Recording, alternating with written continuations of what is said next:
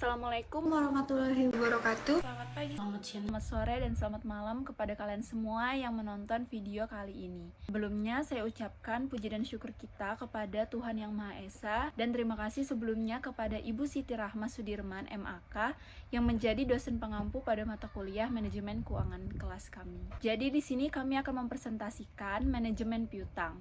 Sebelumnya perkenalkan kami dari kelompok 2. Nama saya Hajar Suci Mutia. Saya Alia Kuaternada. Saya Regina Sara. nama saya Firnia Yorenza. Saya Nisa Azalia. Saya Maria Francisca Baru. Nama saya Yani Ayumuyani. Nah, jadi pada materi manajemen piutang ini ada 6 pokok pembahasan. Yang pertama ada definisi manajemen piutang, yang kedua ada tujuan manajemen piutang, yang ketiga ada penentuan besarnya piutang, yang keempat ada pengelolaan pengumpulan piutang, yang kelima ada resiko penjualan kredit, dan yang terakhir ada kebijakan penambahan waktu kredit. Berikut penjelasan yang akan dijelaskan oleh Yori. Sebelum membahas tentang definisi manajemen piutang, di sini saya akan menjelaskan sedikit apa sih piutang itu.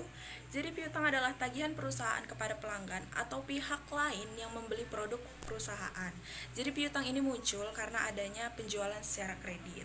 Nah, kalau manajemen piutang adalah serangkaian langkah-langkah yang dilakukan oleh perusahaan untuk mengelola piutangnya sehingga dapat berjalan dengan baik. Selanjutnya kita akan masuk ke dalam pembahasan tujuan manajemen piutang. Jadi di sini ada 5 tujuan manajemen piutang. 1. Meningkatkan laba usaha. Jadi dengan menggunakan sistem manajemen piutang yang baik, kita dapat meningkatkan laba yang akan didapatkan ke depannya. Peningkatan laba ini bisa kita lakukan dengan memilih pelanggan potensial dan juga menyusun jadwal penagihan piutang dengan tepat. Yang kedua adalah mencegah munculnya piutang yang tidak dapat ditagih. Masalah ini biasanya timbul akibat ada kesalahan dalam pemilihan pelanggan. Jadi dengan menggunakan sistem manajemen piutang yang baik, kita dapat memilih mana pelanggan yang potensial dan mana pelanggan yang tidak potensial. Penilaian ini bisa kita lakukan dengan menilai sifat, kemampuan, modal, jaminan yang dimiliki, dan kondisi ekonomi saat itu. Manajemen piutang ini juga digunakan untuk menyusun dan menagih piutang sesuai dengan waktunya, tanpa melebihi jangka waktu tempo penagihan. Yang ketiga, meminimalkan panjang waktu yang dibutuhkan untuk menyelesaikan piutang setiap pelanggan. Jadi, manajemen piutang di sini digunakan untuk melakukan penagihan piutang kepada pelanggan dengan cepat dan efisien dan tanpa batas waktu jatuh tempo pelunasan piutang. Yang keempat, penghematan biaya penagihan. Semakin lama waktu yang kita gunakan untuk menagih piutang setiap pelanggan, maka semakin banyak pula biaya yang akan kita gunakan. Dengan manajemen piutang ini, kita dapat membuat jangka waktu penagihan yang tepat, cepat, dan juga efisien supaya biaya yang kita gunakan ke depannya dapat dihemat. Yang kelima adalah peningkatan hubungan positif dengan pelanggan. Jadi ketika kita menggunakan sistem manajemen piutang yang baik, kita dapat meningkatkan hubungan positif dengan pelanggan, yang dimana hubungan positif ini dapat mendukung kelangsungan usaha kita ke depannya. Baik, selanjutnya kita masuk kepada materi penentuan besarnya piutang.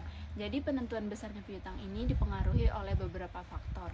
Yang pertama ada besarnya persentase penjualan kredit, dan yang kedua ada kebijakan penjualan kredit, serta yang terakhir ada jangka waktu pengumpulan piutang. Nah, cepat dan lambatnya piutang yang dapat dikumpulkan dipengaruhi oleh kualitas pelanggan, di mana kualitas pelanggan itu dapat ditentukan atau dinilai dari 5K atau 5C.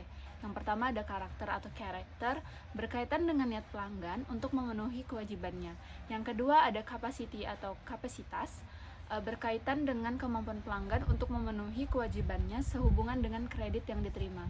Yang ketiga ada capital atau kapital, berkaitan dengan kemampuan pelanggan untuk menyediakan modal sendiri. Dan yang keempat ada kolateral atau jaminan, berkaitan dengan jaminan yang disediakan pelanggan jika gagal memenuhi kewajibannya. Dan yang terakhir ada kondisi atau condition, yaitu kondisi ekonomi secara umum yang mempengaruhi bisnis pelanggan.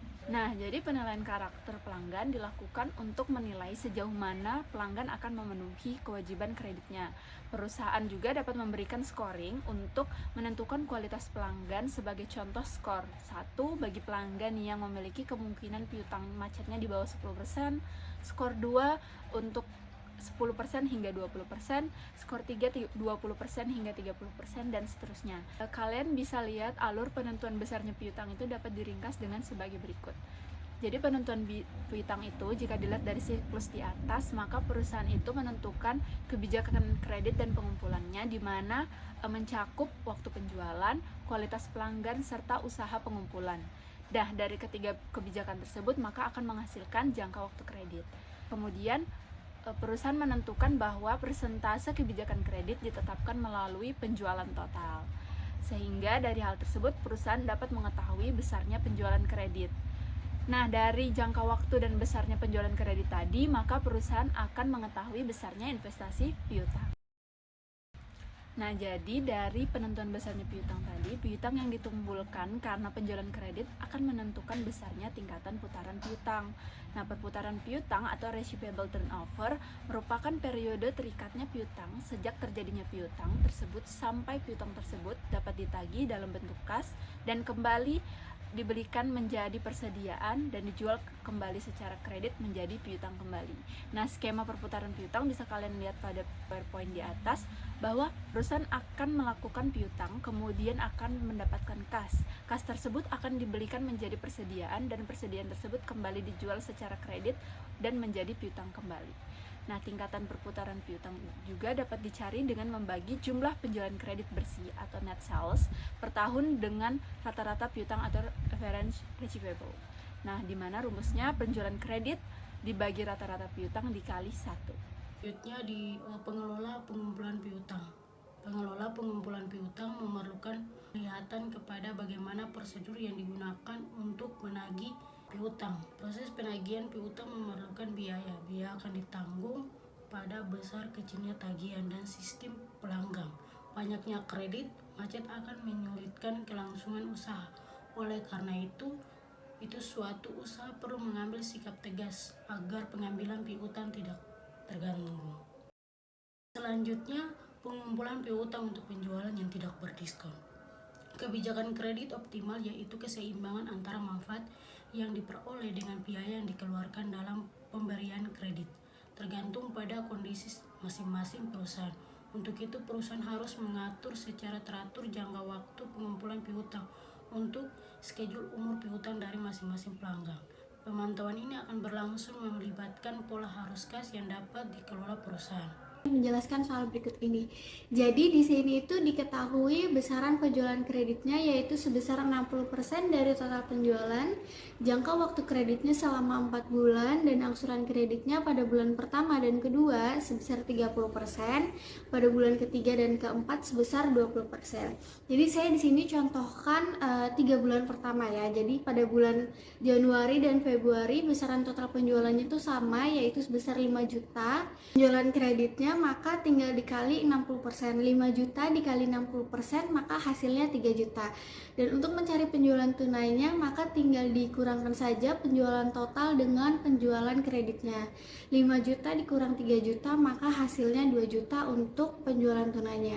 Untuk bulan Januari dan Februari besarannya sama. Untuk bulan Maret total penjualannya itu sebesar 6 juta, maka untuk mencari penjualan kreditnya dikali lagi sebesar 60%, maka hasilnya 3.600.000. Dan untuk mencari penjualan tunainya tinggal dikurangkan saja penjualan total dikurang dengan penjualan kredit, maka hasilnya 2.400.000. Jadi untuk mencari rencana pengumpulan piutang selama 6 bulan, bulan Januari dimulai angsuran bulan pertamanya pada bulan Februari, Maret, April sampai Mei. Untuk bulan pertama dan kedua tinggal dikali saja 30%, maka hasilnya 3 juta dikali 30%, hasilnya 900.000 untuk bulan pertama dan kedua, dan angsuran bulan 3 dan keempat dikali 20%. 3 juta dikali 20% maka hasilnya 600.000. Jadi untuk angsuran bulan pertama dan kedua sebesar 900.000, untuk angsuran ketiga dan keempat sebesar 600.000 untuk bulan Januari. Bulan Februari, Maret, April, Mei, dan Juni perhitungannya sama. Selanjutnya, pengumpulan piutang untuk penjualan yang berdiskon. Untuk meningkatkan penjualan, perusahaan sering menggunakan diskon potongan tunai pada pembeli yang mampu membayar pada periode waktu yang ditentukan. Adanya diskon tersebut menguntungkan bagi penjual dalam 2 hal. Pertama, penjual dapat memperbanyak pembeli baru yang menganggap bahwa diskon merupakan suatu penurunan harga. Yang kedua, diskon akan memperpendek penagihan piutang karena pembelian akan segera membayar hutang pada periode diskon yang ditentukan. Baik, masuk ke dalam contoh soal di mana perusahaan Barokah melakukan kebijakan penjualan kredit yang berdiskon. Pertanyaannya, dari data tersebut, buatlah rencana pengumpulan piutang dengan mempertahankan diskon selama 6 bulan pertama tahun 2021. Nah, sebelum menjawab pertanyaan tadi, kita harus mengklasifikasikan dulu apa saja sih yang diketahui dalam soal tersebut. Nah, yang pertama kita itu tahu ada terminnya sebesar 5/10 net per 60, dan penjualan kreditnya itu sebesar 40% dari penjualan total, dan jangka waktu kreditnya itu 4 bulan. Dan schedule penerimaannya itu sebanyak 30% tadi dari jangka waktu 1-20 hari, 30% dari jangka waktu 21-30 hari, dan seterusnya. Kalian bisa baca di gambar di atas. Baik, kita masuk langkah pertama, yaitu menentukan besarnya penjualan kredit, yaitu sebesar 40% dari penjualan total. Nah, pada bulan Januari itu dengan penjualan total 25 juta, maka 40%-nya itu sebesar 10 juta dan penjualan tunainya sebesar 15 juta. Bulan Februari sama dengan bulan Januari, dan untuk bulan Maret yaitu sebesar penjualan totalnya 20 juta, maka penjualan kreditnya 8 juta dan penjualan totalnya sebesar 12 juta. Masuk ke dalam bulan April, penjualan totalnya itu 16 juta, maka penjualan kreditnya itu 40%, 6.400.000, dan penjualan tunainya 9.600.000. Dan yang selanjutnya, Mei itu sebesar penjualan totalnya 18 juta, maka penjualan kreditnya 7.200.000 dan penjualan tunainya 10.800.000. Untuk bulan Juni sama dengan bulan Mei. Nah, baik, karena tadi kita sudah menghitung penjualan kreditnya, maka langkah selanjutnya adalah rencana pengumpulan piutang selama 6 bulan tahun pertama.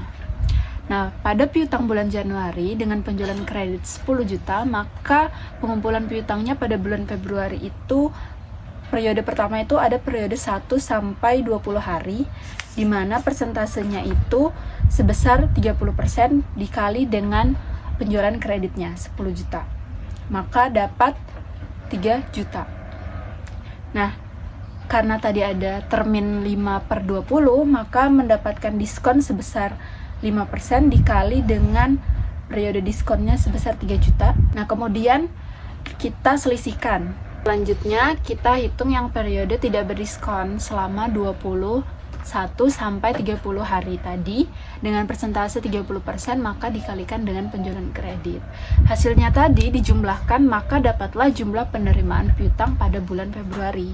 Nah, karena periode pembayaran piutang itu selama 4 bulan, maka untuk bulan Maret, April, dan Mei itu dihitung sebesar soal tadi yang diketahui tadi awalnya berapa persen dikali dengan penjualan kreditnya.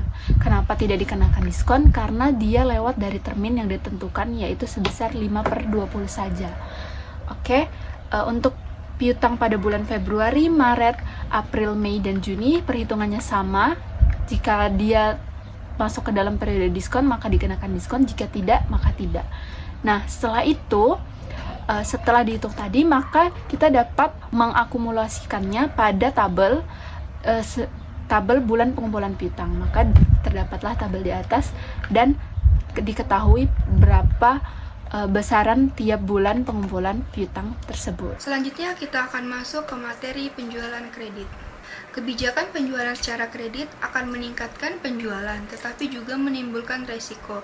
Beberapa resiko yang mungkin timbul dengan kebijakan kredit ini adalah periode pengumpulan, piutang yang tidak tepat, piutang tidak dapat ditagih, dan besarnya investasi tertanam dalam piutang tidak seimbang dengan manfaat yang diperoleh dari kebijakan kredit tersebut. Untuk mengurangi dan memperkecil resiko kredit, di atas perusahaan dapat menilai calon pelanggan berdasarkan 5C, yaitu ada karakter, kapital, kolateral, capacity, dan condition. Di samping itu, perusahaan atau entitas juga perlu memperkirakan besarnya resiko mungkin akan dialami berdasarkan pengalaman-pengalaman masa lalu dengan menganalisa presentasi besarnya piutang yang tidak ditagih dengan mengklasifikasikan pelanggan menurut lama umur piutang. Ini diketahui perusahaan meningkatkan penjualan kreditnya sebesar 10 juta dan jangka waktu kreditnya selama 4 bulan. Jadi di sini juga diketahui tabel umur piutang, penjualan kredit, dan kredit macetnya. Jadi saat umur piutang piutang 0 sampai 21 itu besaran penjualan kreditnya sebanyak 50%, jumlahnya 10 juta dikali 50%, maka hasilnya 5 juta. Untuk umur 21 sampai 30 hari itu penjualan kreditnya sebesar 20% dari 10 juta, maka jumlahnya adalah 2 juta. Untuk umur piutang 31 sampai 60 hari, persenannya adalah 10% dari 10 juta, maka jumlahnya adalah 1 juta. Untuk umur piutang 61 sampai 90 hari, besaran persennya adalah 15% dari 10 juta, yaitu 1.500.000. Dan untuk umur 91 sampai 120 hari itu persenannya 5%, maka dikali 10 juta maka hasilnya 500.000. Untuk piutang tidak tertagihnya pada umur 0 sampai 21 hari itu 1% dari 5 juta yang tadi, maka jumlahnya 50.000. Untuk piutang tak tertagihnya yaitu 0 sampai 20 hari sebesar 1% dari penjualan kreditnya, yaitu 50.000 jumlahnya. Untuk 21 sampai 30 hari itu kena 2%, yaitu jumlahnya 40.000. Untuk 31 sampai 60 hari sebesar 4% dari penjualan kreditnya, yaitu 40.000. Untuk 61 sampai 90 hari sebesar 4% juga dikali penjualan kreditnya, itu sebesar 60.000. Untuk 91 hari sampai 120 hari yaitu sebesar 10% dari penjualan kreditnya, yaitu 50.000. Untuk mencari rasio besarnya piutang tak tertagihnya yaitu sebesar 240.000 dikali 100%, maka hasilnya 2,40% atau sebesar 2,4%. Maka manfaat atau keuntungan yang diperoleh adalah tambahan penjualan kreditnya itu sebesar 10 juta, lalu dikurang dengan harga pokok penjualannya sebesar 7 juta, maka tambahan laba kotornya sebesar 3 juta. Lalu tambahan biaya operasinya tadi ada di soal sebesar 1 juta, dikurang lagi, maka tambahan keuntungannya menjadi 2 juta. Lalu ada piutang tak tertagih tadi sebesar 240.000, dikurang lagi, maka tambahan keuntungan bersihnya adalah sebesar 1.760.000. Penambahan jangka waktu kredit. Kebijakan perusahaan untuk menambah penjualan kredit dapat dilakukan dengan memperpanjang jangka waktu pengembalian kredit. Kebijakan ini akan meningkatkan penjualan yang berasal dari pelanggan lama dan masuknya pelanggan baru. Namun demikian, perpanjangan jangka waktu kredit akan meningkatkan biaya yang harus ditanggung oleh perusahaan. Misalnya tambahan dana itu untuk investasi pada modal kerja, investasi pada aktiva tetap, dan investasi pada piutang itu sendiri. Perpanjangan jangka waktu kredit dibenarkan apabila hasil return yang diharapkan dari perpanjangan waktu kredit tersebut lebih besar daripada biaya yang harus dikeluarkan akibat kebijakan tersebut. Sebaliknya, apabila perpanjangan jangka waktu kredit mengakibatkan biaya yang harus ditanggung lebih besar daripada hasil yang diperoleh, maka kebijakan tersebut tidak menguntungkan. Nah, dari penjelasan materi tadi, kita dapat coba contoh soal di halaman 113 soal kedua. Nah, PT Berkah itu dalam tahun 2011 telah melakukan penjualan hasil produksinya. Nah, dari soal tadi, apa saja sih yang kita ketahui? Jadi, yang kita ketahui itu ada penjualan hasil produksinya sebesar 50.000 unit, jangka waktu penjualan kredit awal itu 30 hari, perubahan perpanjangan jangka waktu kredit itu berubah menjadi 60 hari, harapan peningkatan penjualannya itu 5%, dengan biaya produksi, biaya tetapnya 12 juta, biaya variabelnya 200 rupiah per unit, dan harga penjualannya 500 rupiah per unit dengan biaya tambahan modal 25%. Nah, pertama kita itu menghitung laba tahun berjalan pada 2011 dengan penjualan 50.000 unit. Nah, penjualan tadi kan 50.000 unit dan harga penjualannya itu 500 rupiah per unit, maka mendapatkan penjualannya itu sebesar 25 juta.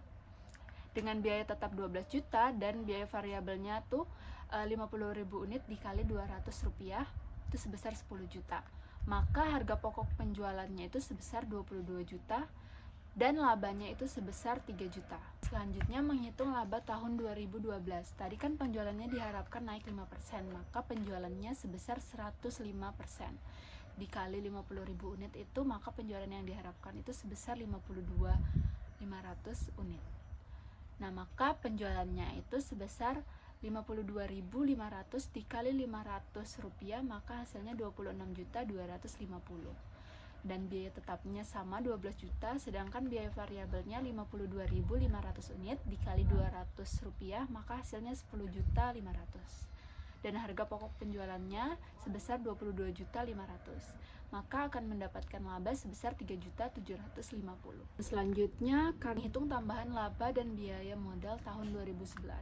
Tadi kan perpanjangan waktunya itu sebesar 30 hari, tapi dia mengharapkan menjadi 60 hari diperpanjang. Maka tambahan laba yang diperoleh adalah kita menghitung dengan menyelisihkan laba tahun 2012 diselisihkan dengan laba tahun 2011. Sebesar 3.750 dikurang dengan 3 juta, maka hasilnya 750.000. Nah, sedangkan tambahan biaya modal dengan tambahan investasi piutang dapat dihitung sebagai berikut. Nah, investasi piutang itu rumusnya jangka waktu kredit dikali harga pokok penjualan dibagikan jumlah hari dalam 1 tahun. Maka investasi piutang tahun 2011 itu 30 hari dikalikan dengan harga pokok penjualannya 25 juta dan dibagi 360, maka mendapatkan 1.833.333 rupiah. Dan untuk investasi piutang pada tahun 2012 sebesar 60 hari dikali 22.500 dibagi 360 hari, maka akan mendapatkan investasi piutang sebesar 3.750. Setelah itu kita menghitung tambahan modal investasi dengan menyelisihkan investasi piutang pada tahun 2012 dengan tahun 2011, yaitu sebesar 3.750 diselisihkan dengan 1.833.333 rupiah, maka hasilnya akan mendapatkan 1.916.667 rupiah. Nah, tambahan biaya modal tadi kan diharap sebesar 25%, maka 25% dikali dengan tambahan modal investasi, yaitu sebesar 25% dikali 1.916.667 rupiah, maka akan mendapatkan 479.167 rupiah. Sehingga dari perhitungan tambahan laba dan tambahan biaya, ternyata perpanjangan jangka waktu kredit akan menghasilkan tambahan laba sebesar 750, lebih besar dibanding tambahan biaya modal 479.167.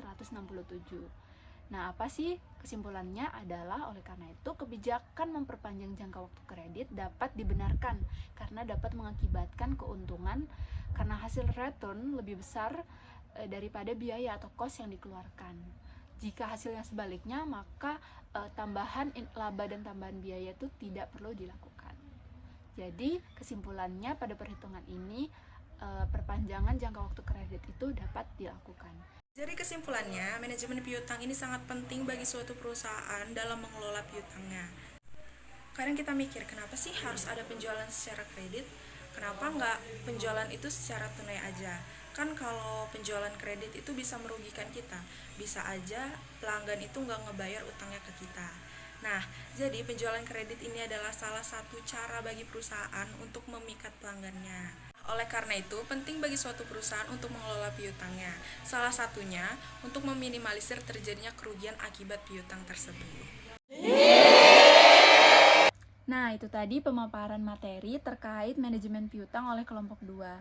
Semoga materi ini dapat berguna bagi kita semua, dan saya mohon maaf apabila terjadinya salah kata. Dan terima kasih buat kalian semua yang menonton video ini sampai akhir. Kurang lebihnya kami mohon maaf. Wassalamualaikum warahmatullahi wabarakatuh. Bye-bye.